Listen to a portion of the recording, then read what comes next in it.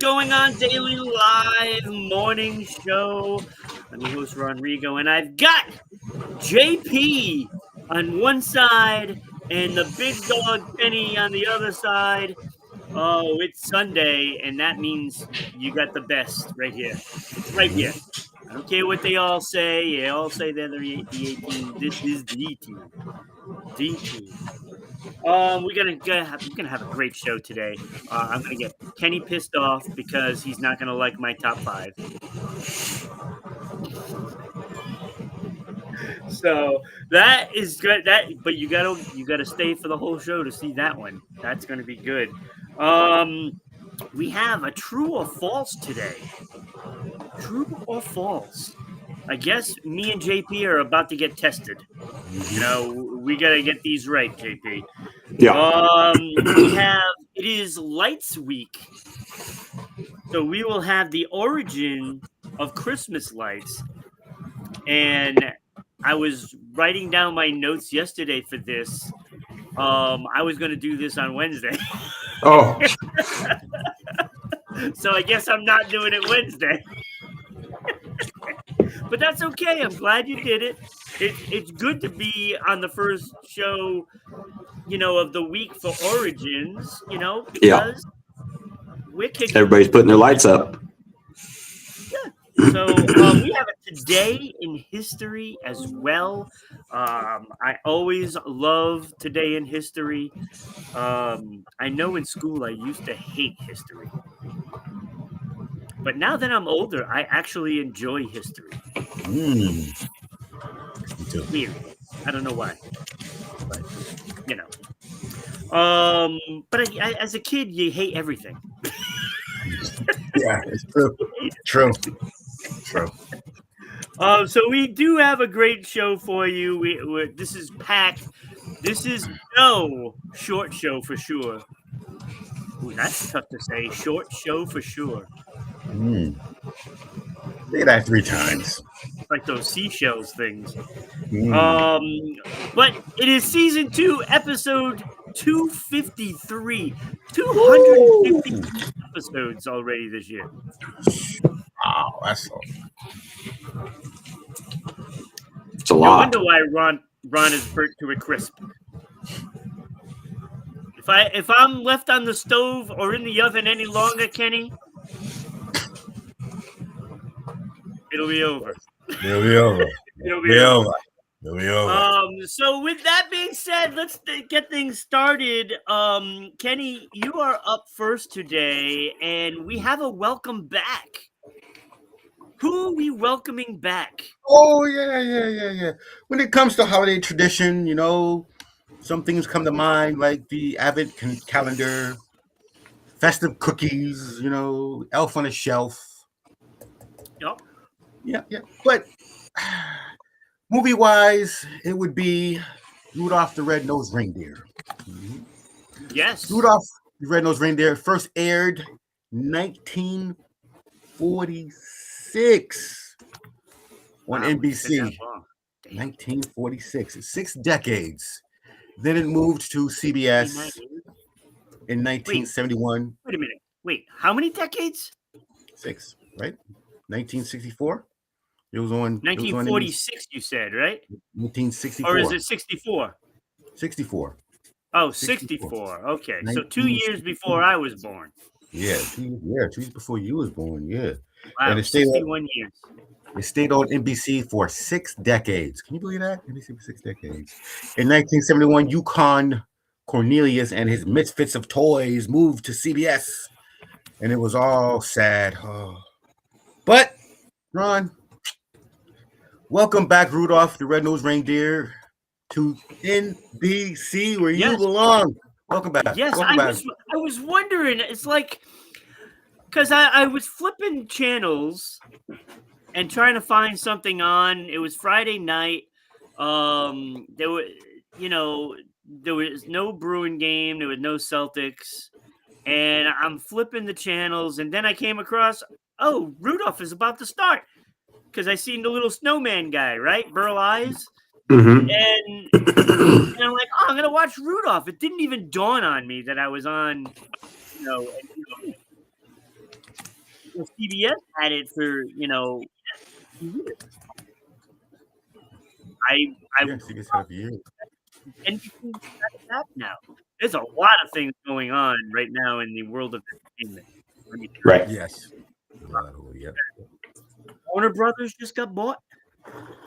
Yep. Yeah. Yep. By Netflix. Mm-hmm. Mm-hmm. Send James Gunn packing, please. Send him packing. Well, if it's Netflix, then I mean, rarely have I seen anything on Netflix that I thought was as good as the source material that they're trying to ruin. I mean, you got The Witcher, you got The Sandman, you got all of these things.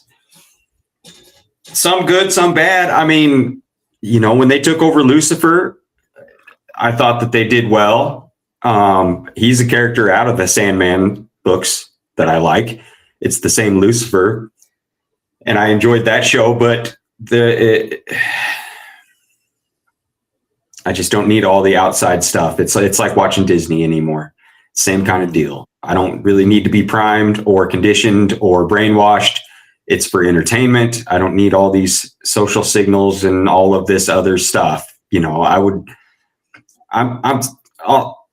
don't really watch TV that much, but I have a 10, 11-year-old daughter, and we watch the old stuff. I put on Little House on the Prairie because there's a channel that just plays that on repeat. I have one of those smart TVs that has a certain amount of channels, and then there's a Canadian show called Heartland. I think it was on for it might still be on for 18 seasons, about this horse girl in Canada. But it's she was a horse girl, like a horse trainer. I was. It's about a small town and like a family horse ranch kind of deal, and she's like a horse trainer kind of deal. It starts when she's 15 and then goes through her adult. I think it's still on. It's on season 19 or something, but it doesn't need all this extra. It's a Hallmark movie kind of thing. But we watch Boy Meets World, and we watch The Wonder Years and that kind of stuff. I'll try to find those kinds of shows, because the shows now are too much. It's just too much, especially I don't live in an area where that world is that prevalent. Yeah. I live in a small town in middle America. There's not a lot of diversity, and there's not a lot of all of these other things, and I don't need it beat into my head all the time. You are like Little House on the Prairie out there in Montana. Mm-hmm. Good morning, Jake, on both Twitch and YouTube. That's impressive. Wow. Hey, thank you. Hey. Look, it's like you watch what you like, right? I mean, right. That's what you got to do. Most networks pretty much put the same stuff out, as the norm. Right. And this is why I have to move around the globe of TV, and find stuff that I want to watch. And I'll try every show. I'll give it an episode. If it doesn't take, it doesn't take.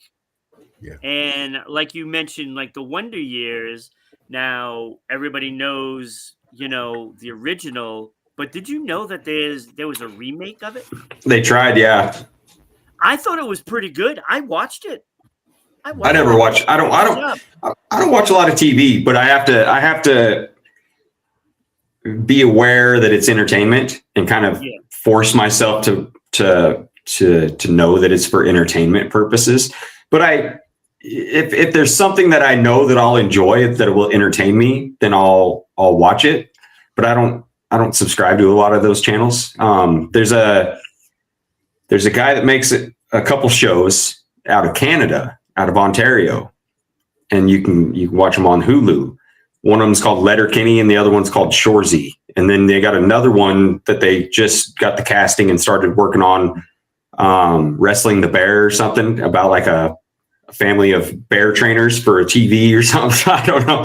But it's like the old style humor, that Letterkenny. I mean, it's pretty short and it went on for a long time, but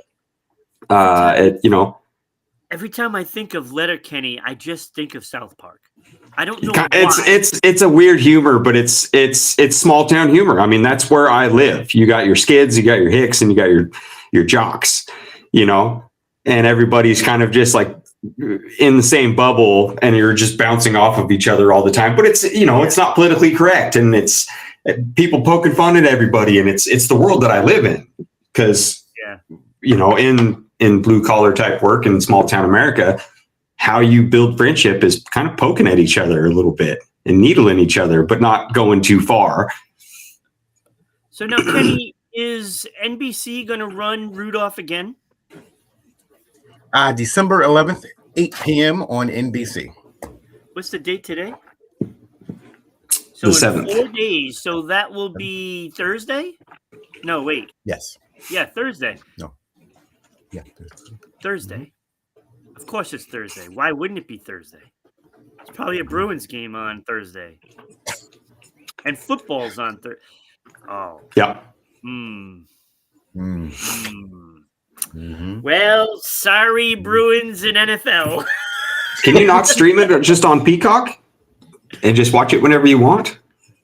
Yeah, I'm not buying Peacock. I got Paramount, and it's like I really got Paramount for one show, and that was Survivor. But there are a lot of other great things on there. Right. It's like Tulsa King is on there.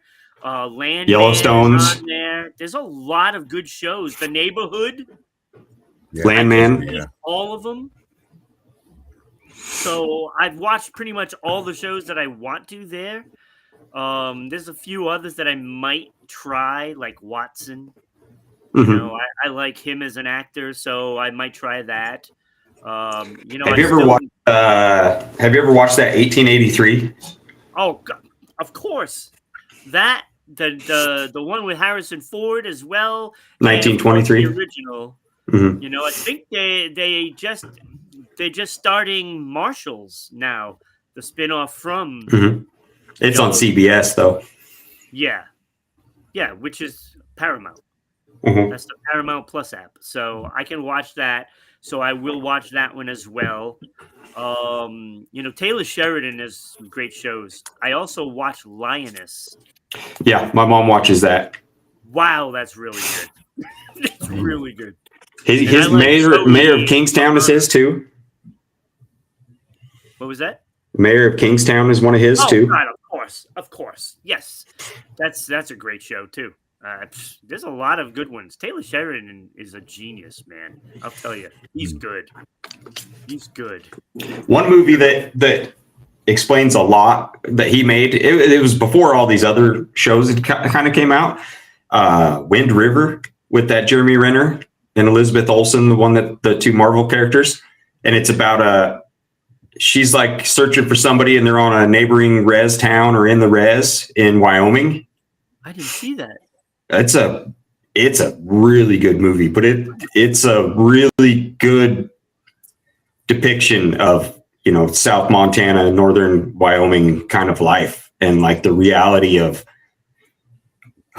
sort of kind of like a little bit realer of a version of what was the one with the sheriff at neighboring Indian town that was real big? It was a book series. Longmire. Oh yeah, Longmire. It was like but it's, she's a U.S. Marshal or something, and he's like a local, like a tracker, and they're trying to find an escaped convict or something. I watched Tracker. That's good. It's amazing how somebody can go missing and they find them like within a day. Mm-hmm. Yeah. It's amazing. They should hire him to do real crimes. My mom watches that show, but my grandpa was a government trapper. Like, he did that kind of stuff. Like, he was one of the last government trappers for the U.S. And so that was how my mom grew up, kind of off grid, live off the land, dirt floor poor, Depression era parents, all that stuff. Yeah. It's more simple, right? Just live a simple life. Well, the Amish are onto something for sure. So Jake watches Law and Order on the weekend on TNT. It's a great show. Mm-hmm. Great show. He wants to know what we think about the John Cena retirement. I mean, I don't watch wrestling, so I'm not a big wrestling guy, but I know that. But he's funny. He is. I like his show. But I know that for being a fake punches, fake kicks kind of sport, those guys probably do more damage to their bodies than than most athletes outside of hockey and rugby and some of those super physical sports. His eyes, JP. Kenny is rolling his eyes. Do you know what the mat platform is? I mean, it's just 1.1 plywood covered in canvas, and the ropes are railroad cables, like steel cables wrapped in tape. I mean, them guys are jumping 10 feet in the air and landing flat on their back on a piece of plywood. Did JP just say the F word? Fake? Oh my Lord. Well, they're not real. I mean, John Cena's not taking blows to the face anymore. I don't know. But you get into those, you get into the amateur wrestling, there's quite a bit of blood. I mean, they got an amateur wrestling deal that comes through here once a year, twice a year. To me, back in the day, yes. I think it was, held back, not real hits and stuff. I'm not so sure that they're not really hitting each other at this point anymore. The only thing that is determined is the outcome. They know who's winning the matches and stuff like that. But what they go through in that ring is just brutal. It's brutal. Most people cannot withstand that stuff. Like, I'm sorry. Even if it was not really being hit when you're flying through the air and then you land on your back. Right. That's gonna leave a mark.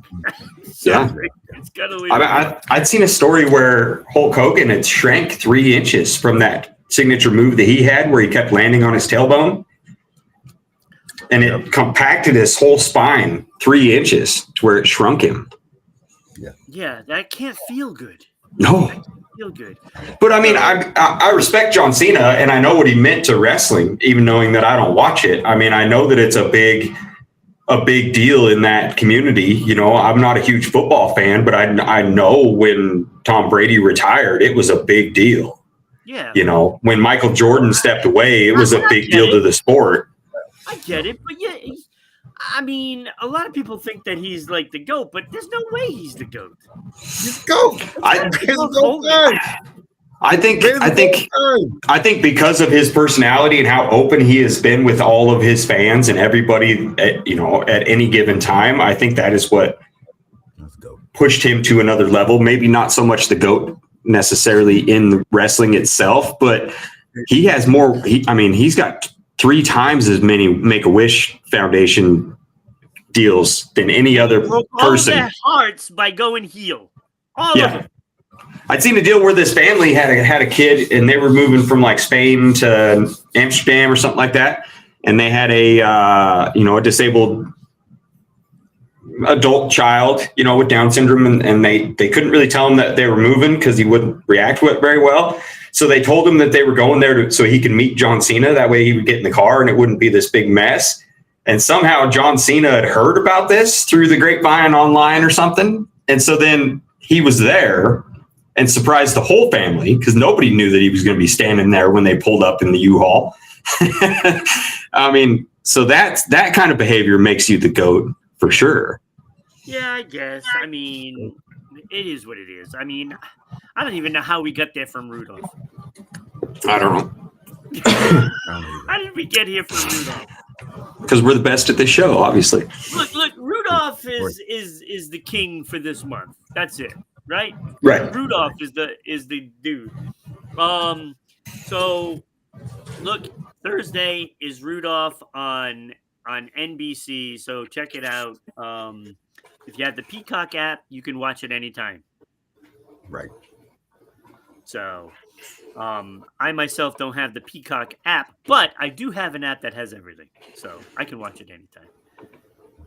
So, there's that. Oh, I pay for it. Look, you are watching us live on YouTube, Rumble, and Kick at Rhode Island Broadcasting, just like Jake is. You can also watch us on Twitch at RI_broadcasting, like Jake is. And you can watch us live on X/Twitter at Broadcasting RI. Jake, are you on that one too? Oh, so check us out live every day except for Fridays. But you know, if you can't and you don't want to watch us, our beautiful faces, you can listen to us on audio platforms, Red Circle, Spotify, TuneIn, and iHeartRadio at RI Broadcasting. You can also follow us on all our social media, including but not limited to LinkedIn, Parler, Blue Sky, TikTok, MeWe, Space. Hey. And of course, we're on Patreon, and I still have to move all that stuff over to our website because I'd rather have them buy it directly from us. Mm-hmm. Just saying. Yeah. With all that being said, don't forget to follow us on Going On Daily Morning Show page on Facebook. We need a bunch of people on there so that way we can air live on Facebook again after Mark, unceremoniously took it away from us, the Rhode Island Broadcasting page. But that's okay because we've recovered and we are doing just fine. But you can watch us and find out all about Rhode Island Broadcasting at RhodeIslandBroadcasting.net. We have all the hosts and what they do. We have a ton of shows. There's there's like 20 plus shows that we have. We have movies, music, all kinds of stuff that you can do, including voting for the Going On Daily Hall of Fame, which you can just do in the comments, by the way. But, you can do it officially on the website. We just got done with actors, right? And Robin Williams took it and ran away with it. Basically, he got 55% of the votes when Tom Hanks and oh my God, Philip Seymour Hoffman only had 19%. So it was not close. Mm-hmm. But this month, for the Hall of Fame inductees, the nominations, I should say, Madonna, Janet Jackson, Whitney Houston, Tina Turner, and that's not Pate Benatar, it's Pat Benatar. I voted for Pat. It's Pat. Remember that? It's Pat. This is a packed list. Pat. Yeah. Dude, this is not even fair. I'd vote for Tina. I'd go for Tina. That's not. Of course, I saw Pat Benatar in concert though, and it was a really good concert. Pat Benatar rocks. Let me tell you. But Tina Turner was in Thunderdome. So Kenny, who do you like in this? That's a tough list. Yeah, it's not fair. It's not fair. Not fair. Nope, it's not fair. They'll all get another chance. Not fair. You got to pick one out of It's not fair. Not fair. I'm not fair. Nope, I'm not fair. It's not fair. It's not fair. Donna's an icon. Janet's an icon. Whitney Houston's an icon. Tina Turner's an icon. Pat Benatar's an icon. So you really can't pick. Yeah, but this is like Tina Turner had those legs, though. Kenny, you got to hit me with your best shot. Fire away. It's a tough list, I know. Because you take each one of these and they have iconic songs. Mm-hmm. You know, they all have those iconic moments in history. And right. These are possibly 5 of the best of all time, let alone from like one decade. And I mean, all but Pat Benatar, and maybe she was, but all of them were actually in pretty good movies and did really well in the movies that they were in. I mean, you had Madonna. She was in some iffy movies, but she was in some pretty good movies. Janet Jackson did really well in the movie that she did with Tupac, and then there was a couple other ones that she was in. Whitney Houston was a Hallmark. She was in those Disney movies. Her and Denzel did that, The Preacher's Wife, but she was really good. She was a really good actress. Tina Turner had a movie made about her, and she was also in the Mad Max movies. Yeah, she was fantastic in that movie, by the way. Mm-hmm. Well, me and Kenny did a show about Tina Turner too, and she was absolutely amazing. What a talent! The only one missing from the list, I would say, would be Cher. That would be deserving to be on that same list. Every decade. Yeah, I mean, yeah. I mean, she literally has been around since the 50s. Yeah. I mean, I seen a deal where she was joking around about the only thing left after nuclear war would be cockroaches and Cher. I'm not even sure she's human anymore. I don't know. She's had so much work done. She's like a mannequin. Mm-hmm. Just saying. All right, so vote. Jake, if you're on, vote right now in the chat. I want to see who you voted for. And remember, that last one is not Pate Benatar. It is Pat Benatar. Sorry, Pat. I'm so sorry. You were my vote, and I spelled your name wrong. I added an E for whatever reason. I don't know. So, but let's get to voting, people. Let's get voting. Where are we at? We did today in history. I did not have time to do brand new graphics, so but this is good, you know. I'm surprised now. Today in history. We do. What do you got? Okay. 1941 is a surprise early morning attack. 360 Japanese warplanes bombed the U.S. Pacific Naval Fleet.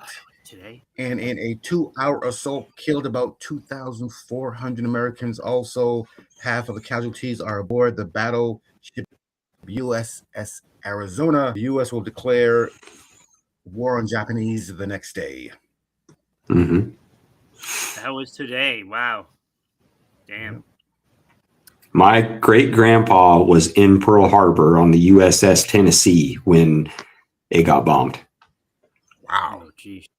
But, I mean, he survived. I mean, we didn't really know. I mean, it was one of those things I wish that I would, you know, like you said earlier, cared a little bit more about history when I was young, like I do now. The only thing I remember is that he had a hula dancer on his forearm. And when we were really little, he could make her dance.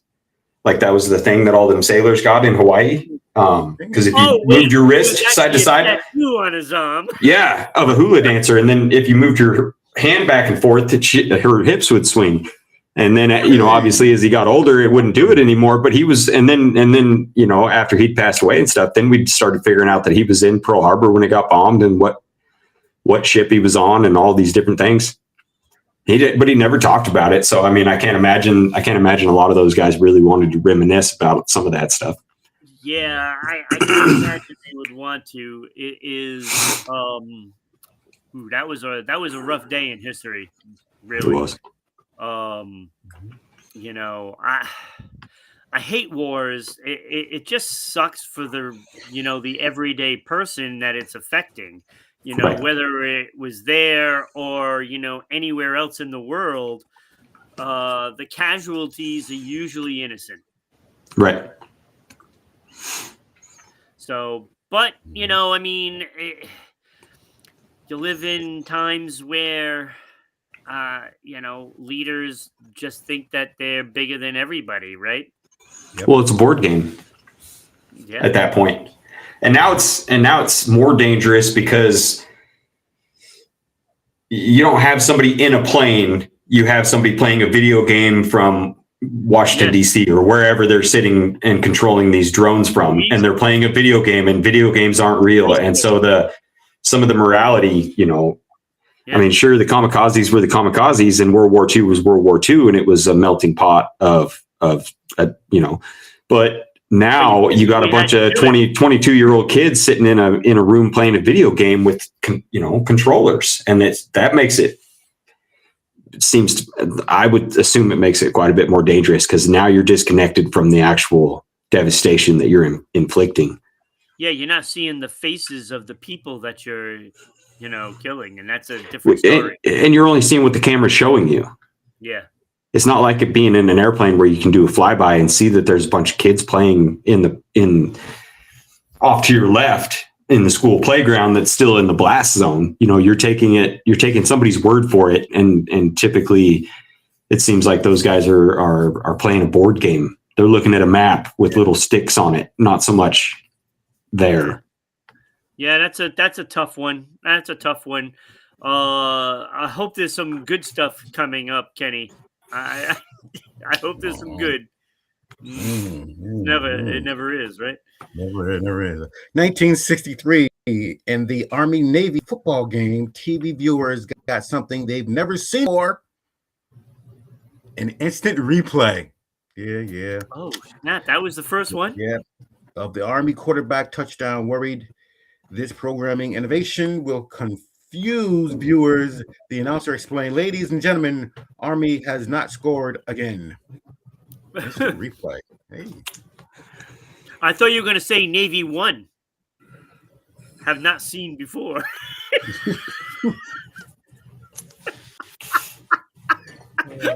I'm sorry, Navy. I'm sorry. It's just a little joke. Just a little joke. Of course you've won some games. I'm not picking sides. My actual grandfather was actually in the Navy, so, my bad. 1972, on December 7th, NASA launched Apollo 17, the final mission of the Apollo Moon program, commanded by Eugene Harnan. With Harrison Schmitt and Ronald Evans, the mission aimed to conduct extensive scientific research on the lunar surface. There we go. Is that the last time we were on the moon? I think so. I think so. Yeah. That's a shame. That's a shame. Of course, some people don't believe that we were ever on the moon, but that's besides the point. I do believe we were. We do. Yeah. Look, I mean, that's fantastic that we were there, Yep. I thought when you first were starting to say Harrison, I thought you were going to say Harrison Ford. I was like, that's how Han Solo became. That's how Han Solo became. That's how. But that's awesome. I like stuff about space. The final frontier. The final Exactly. Exactly. So, any others? That's it. That is it. All right. I love that. Space travel and Pearl Harbor on the same day. Just different years, Tennis. of course. Tennis and replay. It's amazing. It's amazing how Yes, and football. how much things changed from 1940 to 1960 something. I know. It's like night and day, isn't it? Like when was the first airplane? Like 1912? Yeah, like 'cause they 50 were years. fighting in 50 World War years. We I. went from not being able to get off the ground to going all the way to the moon. Yeah, right. Yeah, that's crazy, right? That's crazy. Now we have things on Mars, right? We have that little rover thing that's on Mars. Taking. I think one of the satellites or Discovery deals is like if the signal it's sending back takes 2 years or something like that. It's so far away. Yeah, there's something around Mercury or something like that. Yeah, I mean we got crap all over the place. Yeah. Typical Earthlings littering up the galaxy. No, I don't know. Is that thing still is that Atlas whatever still on its way towards us, or did it go by us? I mean, it was all over the place for a minute, and then everybody just quit talking about it. So, yeah, I don't know. We'll be fine even when the aliens attack, right? We'll be fine. We have a very strong president, and he knows what he's doing. He can fight off those aliens. Oh, wait a minute. No, he hasn't been able to do that either. oh, they probably just would drive right by. We're probably that place where they're like, nope, roll the windows up. Yeah. I don't want the smell. They don't want to be here. Don't let them see us. They'll know we're here. Roll the window up. Don't look. I mean, it's eventually going to be a point in time where, Americans are going to be trying to climb a wall to get over into Mexico. Think about that. Yep. Exactly. Think about that. All right, it's time for lights. Origins of Christmas lights. Let's take it away, JP. I cannot wait for this one. Me too. So Christmas lights have a surprisingly rich origin story that blends ancient tradition, religious symbolism, and later good old-fashioned electrical innovation. Before electricity, candles on trees, the 1500s to the 1800s, the earliest Christmas lights were candles. In 16th century Germany, it is credited with the tradition of placing candles on Christmas trees. These candles symbolized Christ as the light of the world and added warm glow to the holiday celebrations. Because obviously open flames on dry pine trees is a terrible idea. People only lit them briefly under supervision. I would hope so. Yeah. Yeah, right. Me too. Then the spread of the tradition, German immigrants brought the candle on trees custom to the U.S. somewhere in the 1700s, 1800s. By the mid 1800s, having a decorated tree became popular in America and Britain. Edison and the first electric Christmas tree in 1880. Christmas lights, as we all know them, were born when Thomas Edison created the first electric holiday light display outside his laboratory in 1880. A few years later, in 1882, Edward H. Johnson, Edison's friend and vice president of Edison Electric Company, hand-wired 80 red, white, and blue bulbs around his Christmas tree in New York. This became the first electrically lit Christmas tree. And shortly thereafter, his house burned down. Well, maybe. I mean, I can't imagine the power was too stable. Early lights were for the wealthy in the 1900s. For decades, electric Christmas lights were expensive, dangerous to install, something only wealthy or public displays used. By the 1920s and 30s, pre-assembled string lights became safer and cheaper. Post-World War II boom. After World War II, mass manufacturing made Christmas lights affordable, widely available, much safer. This is when outdoor home lighting displays really took off in the U.S. And then now in the modern era, from old-fashioned bulbs to LED projectors and programmable light shows, Christmas lights have become one of the most iconic symbols of the holiday season. Which I love Christmas lights. It's It be year round, to be honest with you. in a small town, like in where I live, they're everywhere, and people go all out. I mean, people go all out for Thanksgiving, for Halloween, Thanksgiving, that kind of stuff. But the Christmas lights, I mean, they do the parade of lights. They do a big tree lighting deal that's in the middle of town. I mean, but we're compacted. There's not a lot of.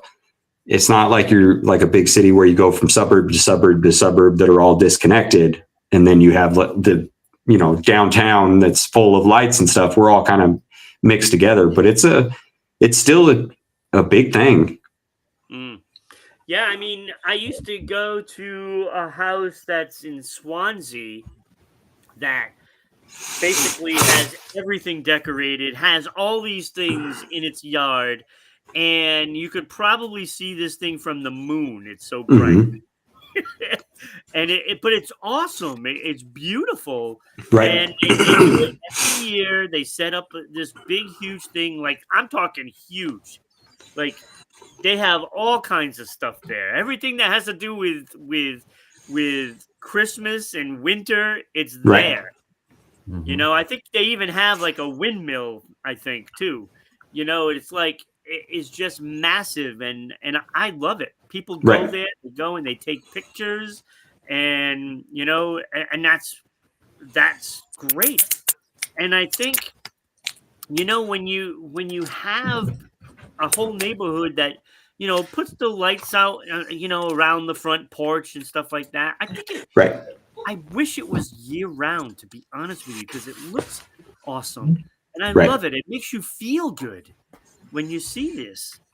And then when they shrink the lights, there's a lady. She may be gone now, but I think she might still be around in the town that I grew up in. And she had a Christmas scene, but like a small one, and all the houses and all the Santa's workshop and all these things. And this thing that she had been building and collecting her entire life, probably square footage wise, took up a basketball court. And the building that it sits in at the fairgrounds, they don't ever take it out. It's there year round.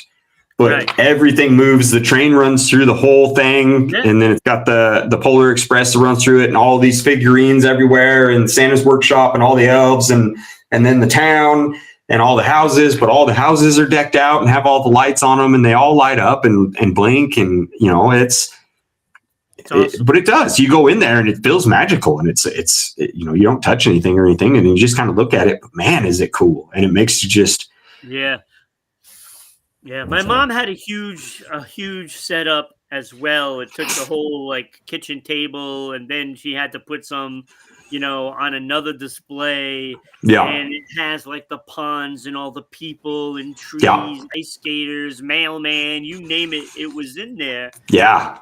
And it was time consuming to put up, and in her later years, she had to have a bunch of us help her put it, set it up. Right.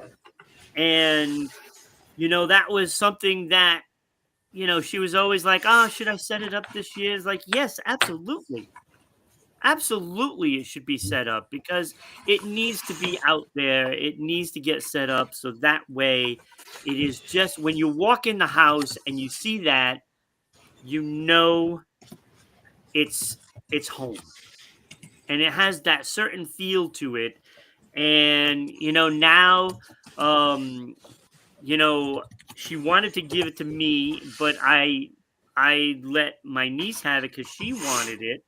Mm-hmm. And because she wants to set it up for her family. And I was like, yeah, that's probably better off than just, being here and nobody seeing it, Right. Yeah. So now they set it up, and they do the same thing for tradition like my mom did. And when you see those decorations, it just makes you feel better. Yeah. And it lets you forget the outside world, even if it's just a second. A second is better than nothing. Mhm. And Yeah. I don't know. And when you have people that go all out and do this for other people, because that's what they're doing it for. They're not doing it for Right. themselves. Right. They are setting these decorations up so other people can see it because it makes them feel better. Well, everybody has a core memory of driving around looking at Christmas lights. Yeah. Yeah. In one way or another, everybody has a core memory of some sort of Christmas lights or decorations, but mostly that you remember the lights, whether they blinked or they flashed. And now you have those projectors that will project things. You know, you don't necessarily have to fall off a ladder like, you know, Christmas Vacation and go through all that headache. You can put the little deal in your yard and have a projector projected onto your house and has music now and does all these things. And I mean, you know, technology is a wonder sometimes, but when you drive around and you see the little kids' faces or you just see them walk by, I mean, you're doing it for other people. You're doing it for kids mostly. Yeah. Yeah. And that's the way it should be, right? Right. Kenny, now, do you decorate, you know, your outside for Christmas? My sister used to, but she doesn't anymore because the kids are all in other states. So she didn't even put up a tree, but I put up my tree. I know. Right. And we appreciate that. You know, and we do like the decorations. You know, that is, you know, acceptable, especially for us sports fans. Yes. You know, but I mean, it's I don't know, it's nice. I do love the Christmas lights, and it's like I like all the colors, but then I also like just like the white lights or just the blue. Yeah. You know, I don't like just the red. You know, but the only blue lights outside or the white lights outside are pretty awesome. You know, along with all the colors. You know, so I mean, it just looks nice, and I really like. I wish it was an all year round thing. To be honest with you, I think it would be a little happier place all year round. Yeah. Just saying. You know, because like you know, you have like those restaurants. They have the lights hanging from the little canopy on that outside dining. You know, in the summertime and stuff like that. Why does it have to just be, you know, Christmas? I mean, if the restaurants can do it in the summertime, then why not? You know, you can just change the colors or something like that. You know, for whatever time it is. You know. Well, I mean, I don't take my lights down, so I mean, I'm on board with you, but I don't. It's Do it, JP. Do it all year. All year. I don't plug them in all year, but I don't ever take them down because, I mean, nobody really notices them anyway when they're not on. But this year you know, I'm going to have to miss out on some of that stuff because I don't want to put all this stuff up just to take it down and then move it. Because I'll be moving the week after Christmas, 2 weeks after Christmas. So I don't want to pack everything and then unpack everything and then pack it all back up. Well, you can always just leave it there for the next homeowner, you know, and get new ones for the new house. Yeah. Well, I mean, some of the, you know, I'll probably do minimal Christmas, you know, minimal tree, minimal decorations. But sometimes that just happens, but it's cool. I mean, I might have to like put some lights on this little plant here. Like a little tea light. Yeah. You know, something like that. You know, that would be pretty nice. Set up. I can put some garland around like the games and stuff like that. You know, I should probably do that. Guess I'm going to be shopping on Amazon today. me too. So that is awesome. You know, we've already done 50 minutes and we've only done 2 topics. Wait, we only have 1, 2. We did welcome back. We did today in history. Yep. Oh, we've done 3 topics. Oh, we're almost done. Oh, we're good. We're good. That means it must be time for Ron's top 5. Oh, what the heck? Did it not say? I uploaded the wrong one. Hold on. Let me see. I got this one. I have looked the top 5 favorite TV shows. It's not that. That was old. But I got this one. There we go. Ron's top 5 light songs. So all these songs has the word light in it. There was quite a lot of them. Mm-hmm. You know, if I wanted to do a pun, I could have. There's quite a light of them. Not light of them. But there was probably only about 15 contenders. Okay. All right. Okay. You know, so there was some good stuff. You know, I really like The Light by oh my god, I can't even think of what the band's name is now. Disturbed. You know, a little heavier. There's Green Light by Lord, Lights Up by Harry Styles, not my style. Put Your Lights On by Santana with Everlast, right? Blinding Lights by The Weeknd. You know. Yes. Yeah, not on the list, Kenny. Don't get too excited. Not on the list. How about this one? This one didn't make my list. I thought it was going to. I have a little star next to it. It just missed. You Light Up My Life by Debbie Boone. Did not make the list. I know, Kenny. Kenny, I know. I told you weren't going to like my list. Did not make the list. Velvet Underground had Beginning to See the Light. Love is Eternal, Sacred Light by Paul Simon. The Night the Lights Went Out in Georgia. Originally sung by Vicki Lawrence. Yep. Didn't make the list. Did not make the list, Kenny. Kenny's upset. Let There Be Light by the Hillsong Worship. Leave a Light On by Tom Walker. That's a good song. It's a good song. Didn't make my list, but it's a good song. Blinded by the Light by Bruce Springsteen didn't make my list. I knew that he wrote it, but he wasn't the one that made it. It wasn't as popular when he sang it. Right. He wasn't the one that made it popular. There was Stand in the Light by Jordan Smith, Northern Lights by Death Cab for Cutie, Red Light by U2. Actually, I like that song, but it didn't make the list. Here's the one this was like number 11. Everlasting Light by the Black Keys. Love the song. Love it, but it was number 11. It didn't make the list. Black Keys. I like the Black Keys. Kenny, do you like the Black Keys? The Black Keys. Very good. JP, do you like the Black Keys? I do like the Black Keys. And they have a lot of what's the Gold on the Ceiling? God, that song is so great. The sound of I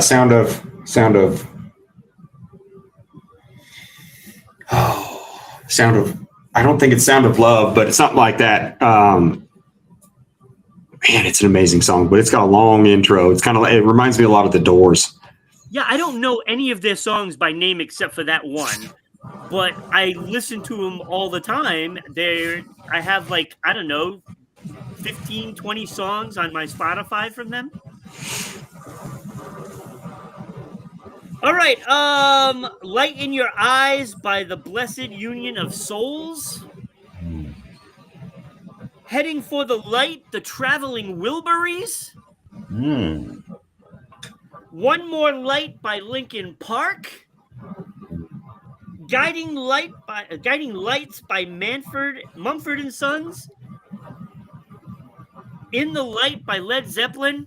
Not a fan of that one. Not a fan of that song. Lights by Jim Yosef. Is that Cat Stevens? I think so. That's Cat Stevens, I believe. And New Light by John Mayer. These are all songs that just didn't make the list, but I felt, I should mention them, that they were, a contender. Some of them not contenders, but we'll just say that. Honorable mentions. Heartlight by Kenny Loggins. Kenny Loggins. Whoa, hard light. Whoa, hard light. Welcome to Hard Light. No, not a fan of that one, Kenny. Not a fan. Well, maybe you like Heartlight by Neil Diamond. What's your turn on? That's not mine. Exactly. Yeah, that's what I'm talking about. Honorable mention. Finally. Honorable mention. It didn't make the list. It's honorable mention. It's sort of on the list. Sort of. There's Light Up by Styx. Honorable mention. I love Styx. I love that song. It's a great song. Nobody really knows it by the name. I didn't know it by the name either, but, I do love the song. I love Peter Wolf, Jay Giles Band, and all that, right? Peter Wolf, when he went solo, he had Lights Out, and I like the song, and he is on the honorable mention list. My number 6, My Bubble. Oh, the old bubble. Light of Day by Joan Jett and the Blackhearts, from the movie with her and Michael J. Fox. Michael J. Fox was the guitarist in there. Mm-hmm. Light of Day, Joan Jett and the Blackhearts. I love that song. I listened to it today, by the way. Loved it. But it only made it number 6. Because number 5 is Blinded by the Light by Manfred Mann. Blinded by the light. Yeah. Everybody gets the words wrong of that song. Oh, yeah. So I'm not going to sing it. It might be the wrong words, and I don't want to look like an ass. Yeah. It's a good song. It is. It was a big song. I mean, most people don't know that Bruce Springsteen wrote it. Right. And I like his version. It's different. It's way different. Right. It's way different. But it was a contender. Mm-hmm. Kenny, you look upset. Do you not like that song?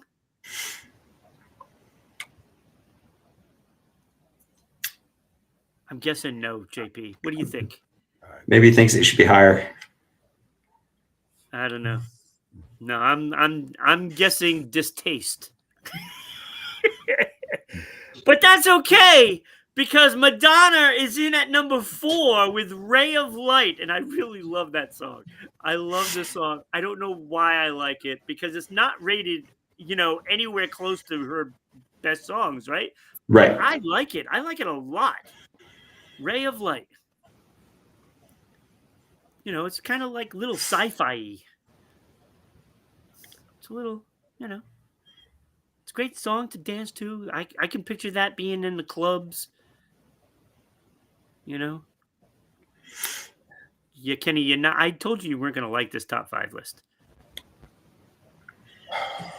You weren't going to like it.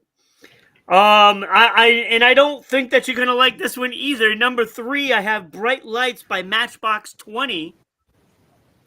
I think that's a well-written song, to be honest with you. I love the lyrics, and I love the music of it. Matchbox 20 did a really good job. And I've always liked that song. Yeah, I think it's a great song. A great song. Probably top 200 all time. And I say 200 because I know it's not in the top 100. they've had some pretty good songs. Even he put out an album or two, and man, he had some really good songs on his own. I like the way, they do songs. I like their writing and the style and everything. And I like his voice too. I like his voice. Kenny is not agreeing with this. I know he's upset that Debbie Boone isn't going to be number one. I know he's just dying to sing it too. All right. Well, Kenny, this might help you. And let me tell you. I was looking at a bunch of different lists because that's what I do. I thoroughly dive into this. And I look at all kinds of lists and where they rank them. There was one that ranked this song at number 91 in the top songs with light. 91. And here it is at number 2, The Doors' Light My Fire was 91. What universe is this song the 91st best song with light in it? What Not universe? mine. I'm stunned, and I almost wanted to leave him a comment. But it was one of those songs that sort of, I mean, it broke Doors out. That was their first big song.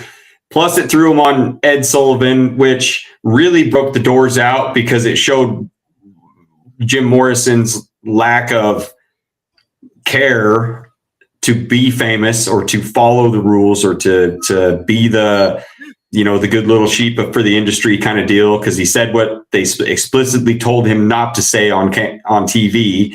And not only did he do it, he did it right up against face first into the camera. And so, but it was without that song, we may never have heard the Doors. Right. Exactly.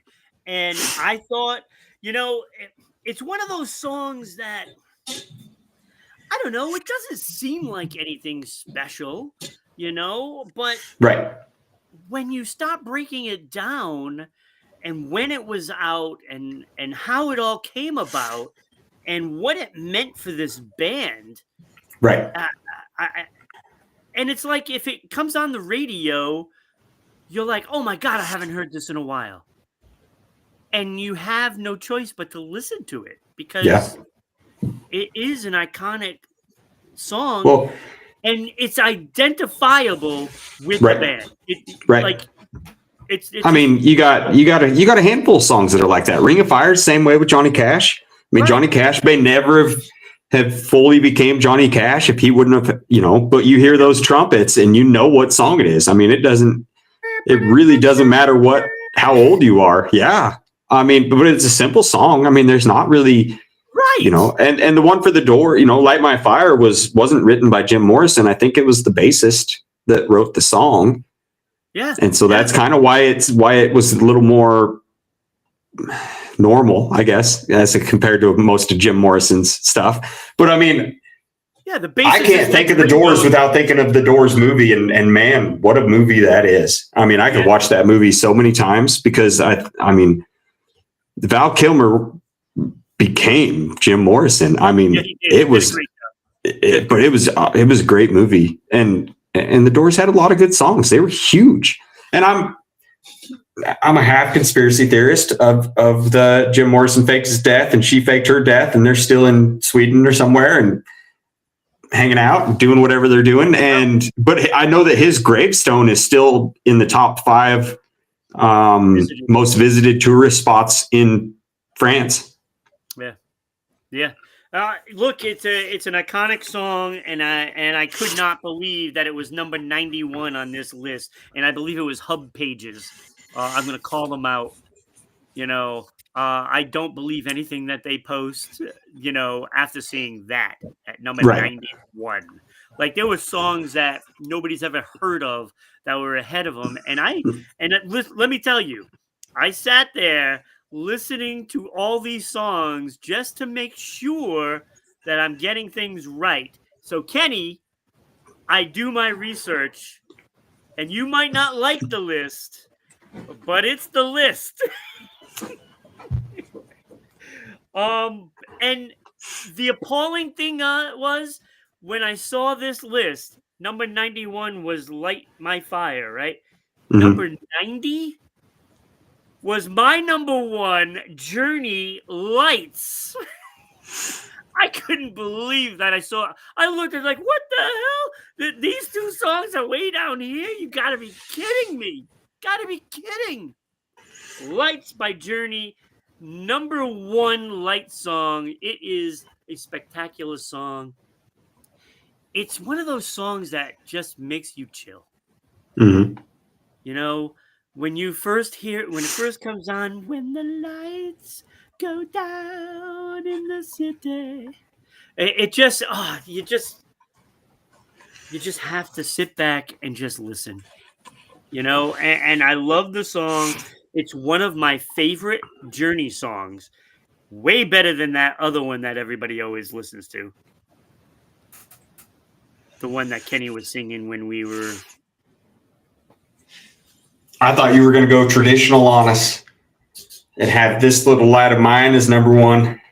Nope. Thank you. Nope. Right? Thank you. Right? Nope. There's no Kanye in there flashing lights. All the lights. No. Oh, on the list I just brought up, Kanye West is number 3. But I mean, record sales, no ability. Wait, what song was is let's see, I typed it into Chat GPT, and Blinded by the Light is number 1. Lights by Ellie Goulding is number 2. All the Lights by Kanye West, which is number 4. Green Light by Lord. Light My Fire was number 5. This Little Light of Mine, traditional. I Saw the Light, Hank Williams. Oh, I missed that one. One. No Light, Florence and the Machine is in their top 20. Yeah, I haven't heard it, so. Shine a Light by the Rolling Stones. Oh God, the Smiths. I mean, this one must be like with download. I mean, it's hard to see I don't know how they compile it on this. Maybe it's downloads right now on Spotify because a lot of these are like newer people.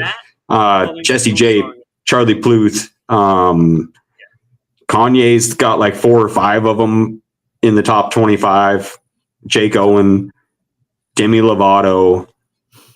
Luke Bryan, bubblegum. Like Demi Lovato and all that is all bubblegum stuff. I can't. Yeah. I can't. Go down to that kind of level just because it's popular. It doesn't mean it's good. Right.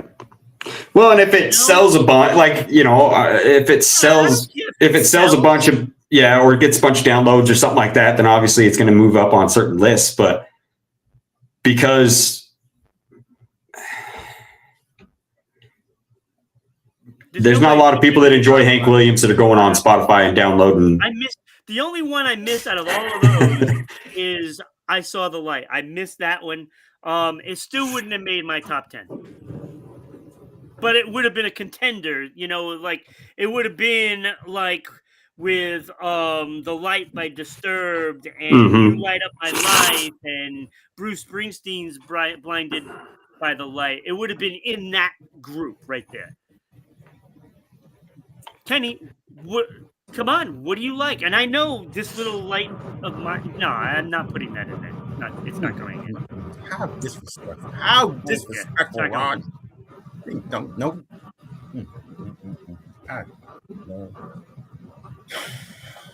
I don't know. But that is the list. That's the real list. Look, I'm not putting all those songs because they sell. I'm not doing that. That's not what it is. Right. I'm trying to find, some good songs.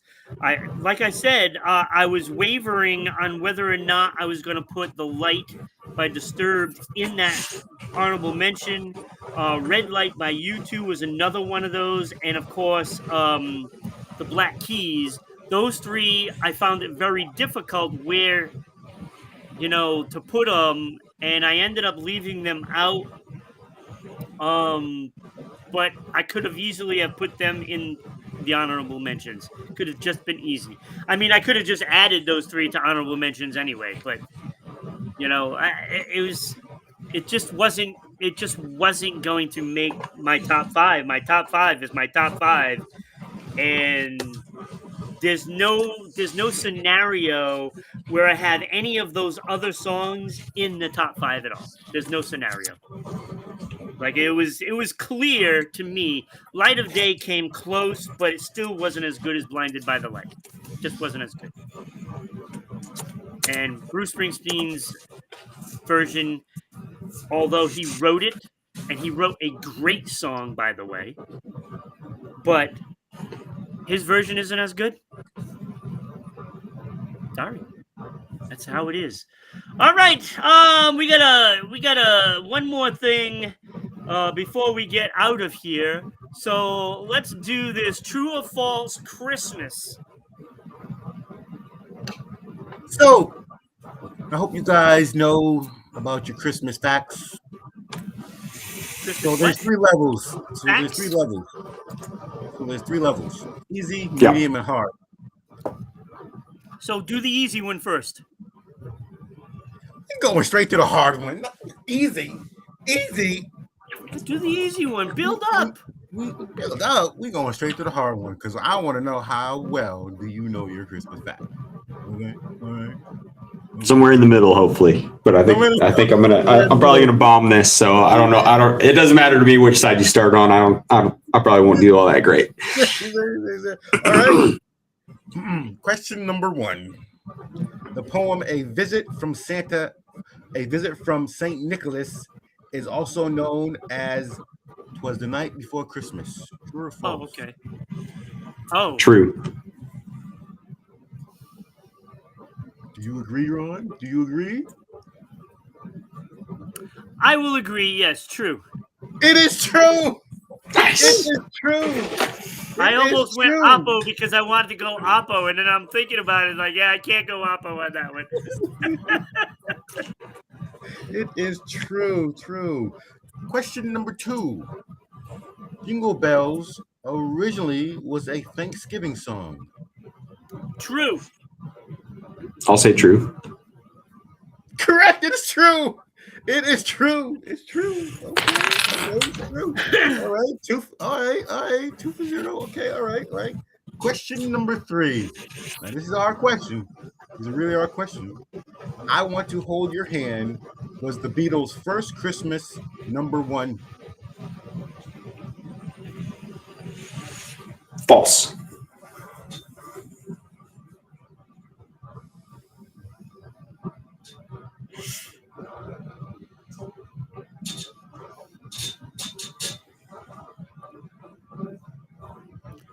False. It's true. I knew it. It's true. I was wavering, and I'm like, I caved. Shouldn't have followed me. I was randomly guessing. I was like, maybe you sounded so convincing, JP. I'm like, wow, he answered that really quick. I just, whatever the first one that pops in my head is, I was going with, because that's usually, if I second guess myself, then I'll talk myself out of the right answer. I was like, it seemed true, but like you answered so fast, I was like, maybe he knows something I don't. Damn it. That was a Christmas song? Yeah. Next question. Isaac Newton was born on Christmas Day. True or false?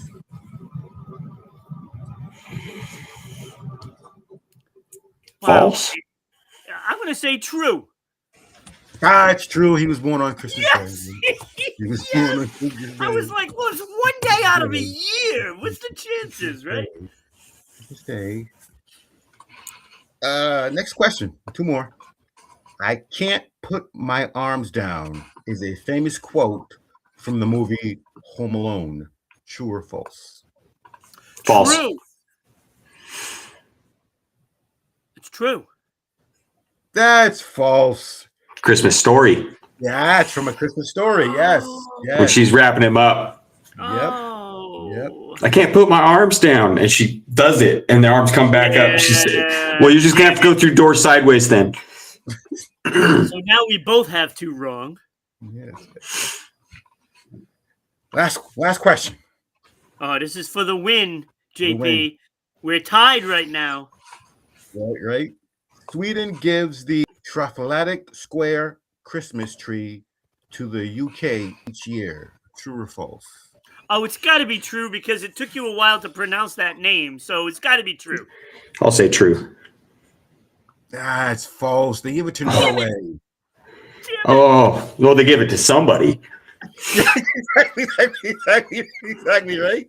They don't give it to the UK. They give it to Norway. Oh, damn it! It sounded so true. So we both got 3 wrong. Is there like an easy one for the tiebreaker? Hey, okay, yeah, we got one. Okay. The first version of the movie Dr. Seuss, How the Grinch Stole Christmas, was released in the 70s. True or false? The first version? Mm-hmm. The cartoon? False. Mm-hmm. True. It's false. Yes! It was in the 60s. It was. I was thinking that, but wouldn't be much of a tiebreaker if we tied again. I know. Exactly right. I'm like, wait, that's not the 70s. That was definitely 60s. Hey, I got you by one, TK. I took the Grinch. The Grinch stole your Christmas away. All right, so that was fun. Oh, we might have to make that a regular game. Oh. Okay. That's a pretty fun one. Tomorrow it is Becky and Chuck back on Monday, 10 a.m. Eastern Standard Time. So you don't want to miss that. They continue the Lights Week. Yeah, you gotta stick around. You gotta enjoy the show tomorrow as well. I want to thank Jake for being here and briefly commenting before he fell back asleep. Mm-hmm. On a Sunday morning, which is now in it's still morning time. So thank you, Kenny. Thank you, JP, for being here. Today was an awesome, fun show. I loved it. And we'll see everybody next time. Tomorrow morning. Take care, everybody. Have a great week. Bye.